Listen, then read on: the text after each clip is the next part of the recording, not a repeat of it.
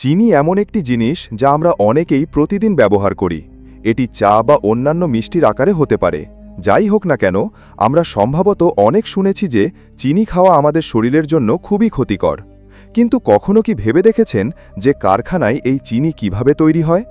আমাদের অধিকাংশই হয়তো উত্তর দেবে, আখ থেকে চিনি তৈরি হয়।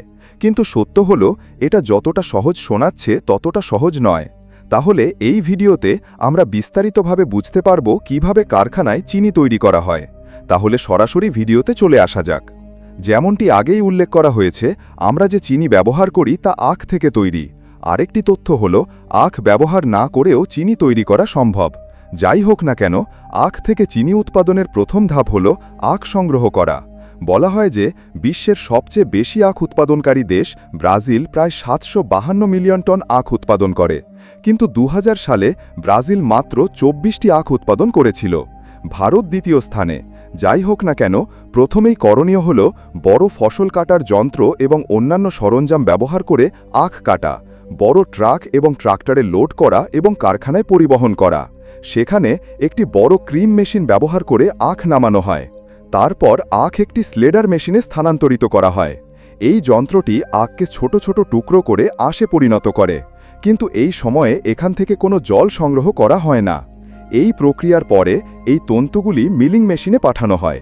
এই পর্যায়ে আখ তোলা হয়। এটি করার জন্য এই মিলগুলি তন্তুগুলিকে চেপে ধরে এবং সেগুলি থেকে সমস্ত রস বের করে নেয়।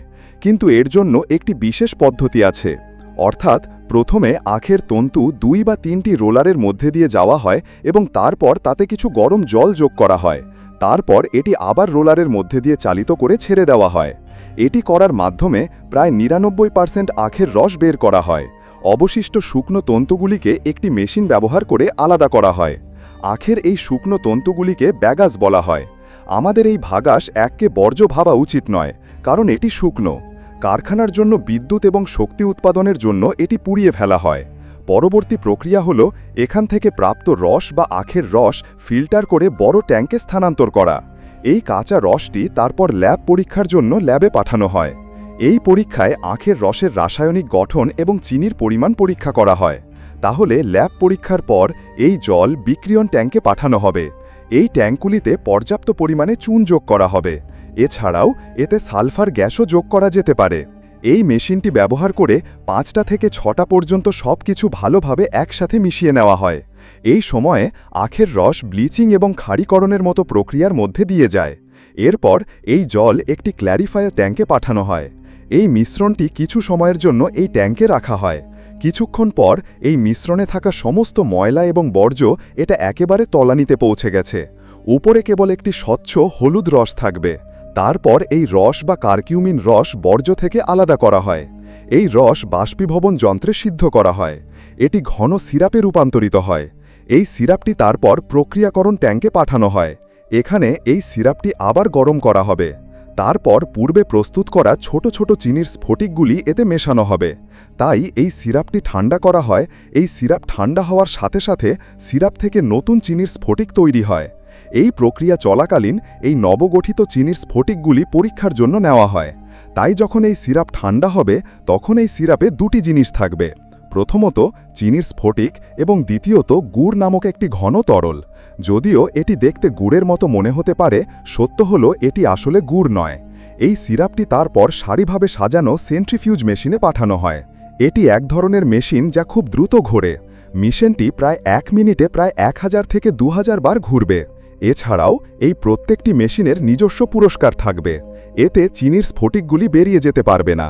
পরিবর্তে পূর্বে উল্লেখিত তরল গুড় বেরিয়ে যাবে। এই সিরাপটি এই মেশিনের মধ্যে দিয়ে 2 বা 3 বার প্রবেশ করানো হয়। এইভাবে বেশিরভাগ চিনির স্ফটিক আলাদা হয়ে যায়। এরপর এই চিনির স্ফটিকগুলি সংগ্রহ করে মেশিনের সাহায্যে একটি ড্রায়ারে পাঠানো হয়। এই ড্রায়ারে কম তাপে শোকানো হয়।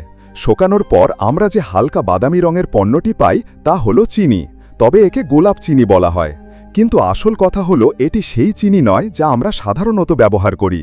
আমরা যে চিনি ব্যবহার করি তাকে বলা হয় পরিশোধিত চিনি বা সাদা চিনি।